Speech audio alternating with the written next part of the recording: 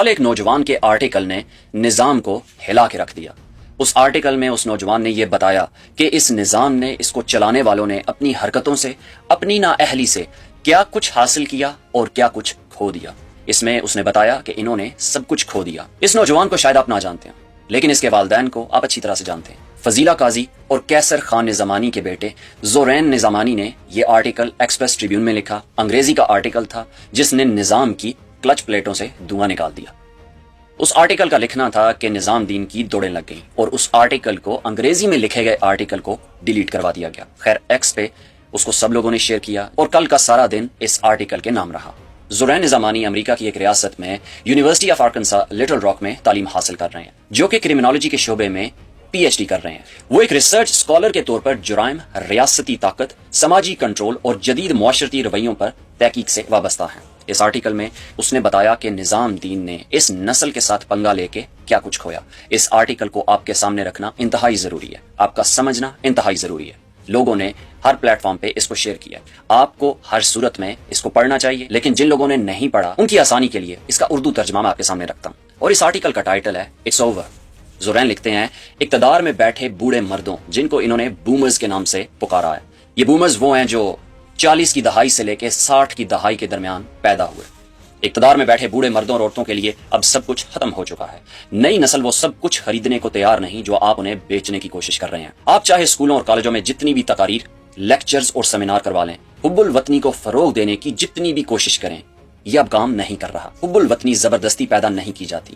حب الوطنی خود بخود پیدا ہوتی ہے جب مواقع برابر ہوں، جب بنیادی ڈھانچہ مضبوط ہو، اور جب نظام مؤثر طریقے سے کام کر رہا ہو۔ جب آپ اپنے عوام کو بنیادی ضروریات فراہم کرتے اور ان کے حقوق یقینی بناتے ہیں، تو پھر آپ کو اسکولوں اور کالجوں میں جا کر طلبہ کو یہ بتانے کی ضرورت نہیں رہتی کہ انہیں اپنے ملک سے محبت کرنی چاہیے، وہ خود ہی کریں گے۔ نوجوان ذہن، جنریشن زی اور جن الفا، وہ بخوبی جانتے ہیں کہ کیا ہو رہا ہے۔ آپ کی مسلسل کوششوں کے باوجود کہ آپ ان پر حب الوطنی کا اپنا بیانیہ مسلط کریں، وہ سب کچھ صاف صاف دیکھ رہے ہیں۔ انٹرنیٹ کی بدولت اور اس معمولی سی تعلیم کی وجہ سے جو ابھی باقی ہے، آپ کی ان تمام کوششوں کے باوجود کہ عوام کو جتنا ممکن ہو ان پڑھ رکھا جائے، آپ ناکام ہو چکے ہیں۔ آپ اس میں ناکام رہے ہیں کہ لوگوں کو یہ بتا سکیں کہ انہیں کیا سوچنا چاہیے، کیونکہ اب وہ خود سوچ رہے ہیں۔ ہو سکتا ہے کہ وہ اپنی جان بچانے کے لیے کھول کر بولنے سے گھبراتے ہیں، کیونکہ وہ سانس لینا پسند کرتے ہیں، لیکن وہ اس خود ساختہ نیکی، اخلاقی برتری اور بناوٹی اقدار کے پردے کے پیچھے چھپی حقیقت کو صاف دیکھ رہے ہیں، جسے آپ نے بڑی باریکی سے تیار کیا ہے۔ آپ شاید طاقت کے زور پر اقتدار میں رہنے میں کامیاب ہو جائیں، مگر عوام کو آپ کی کوئی پرواہ نہیں۔ آپ سیکیورٹی کے بغیر اپنے گھر سے باہر بھی نہیں نکل سکتے، اور یہی بات عوام میں آپ کی مقبولیت کے بارے میں سب کچھ بتا دیتی ہے۔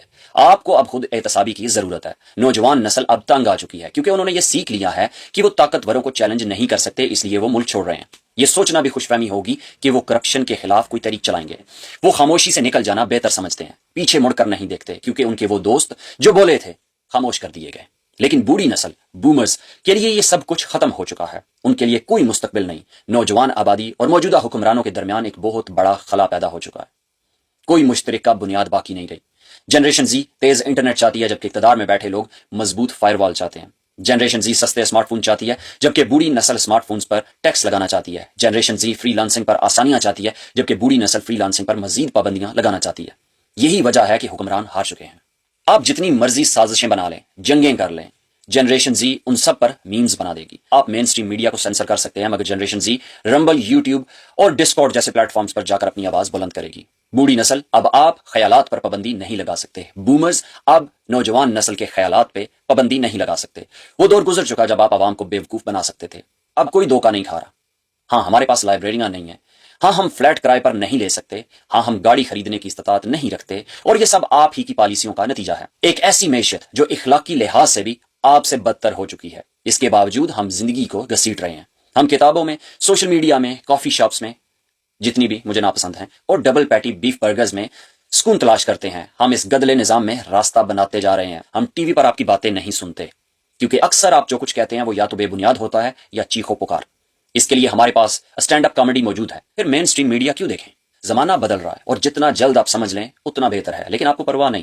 آپ کے بچے بیرون ملک ہیں، آپ روزانہ لاکھوں کماتے ہیں، آپ بے لگام طاقت سے لطف اندوز ہو رہے ہیں، بہترین کھانے کھاتے ہیں اور صاف ترین پانی پیتے ہیں، تو آپ کو کیا فرق پڑتا ہے؟ پڑے گا، اس دن پڑے گا جب آپ کو احساس ہوگا کہ اب کوئی آپ کی بات سن ہی نہیں رہا۔ آپ جانتے ہیں کیوں؟ کیونکہ جنریشن زی نے اپنے ہیڈ فون لگا رکھے ہیں اور اپنی اسپاٹیفائی خود ادا کر رہی ہے، پیڈ ہے۔ اگر حالات ناقابل برداشت ہو گئے تو ان میں سے آدھے کے پاس اتنے وسائل ہوں گے کہ وہ ملک چھوڑ دیں، اور باقی آدھے آپ کو اپنی آواز، اپنا میوزک سننے پر مجبور کریں گے، اور وہ آواز آپ کو بالکل پسند نہیں آئے گی۔ بوڑھی نسل، بومرز، ویو ہیڈ انف، بس بہت ہو چکا، ہم اب آپ کا بیانیہ نہیں خرید رہے، یہ قصہ ختم ہو چکا۔ بومرز کو، بوڑھوں کو، نظام دین کو، ڈفرز کو یہ سمجھنے کی ضرورت ہے کہ یہ حقیقت میں ہو رہا ہے۔ آپ نوجوانوں کو کنٹرول نہیں کر سکتے، آپ اس طرح کی ریولوشنز کو کنٹرول نہیں کر سکتے، آپ اپنے خلاف بڑھتی نفرت کو دبا نہیں سکتے، اویئرنیس کو آرٹیکل ڈیلیٹ کروا کے روک نہیں سکتے۔ جس چیز کو آپ نے روکنے کی کوشش کی وہ اتنے ہی پریشر سے باہر آئی۔ اس آرٹیکل سے اندازہ لگا لو بومرز، یہ قصہ اب ختم ہو چکا ہے۔ یہ نظام جو تم لوگوں نے جھوٹ اور فریبی پہ کھڑا کر رکھا تھا، اٹس اوور، یہ تم لوگوں کے ہاتھوں سے نکلتا جا رہا ہے۔ تم لوگوں کی شکست اب طے ہے، جن الفا اور جن زی کے ہاتھوں۔ پاکستان پائندہ باد، عمران خان زندہ باد۔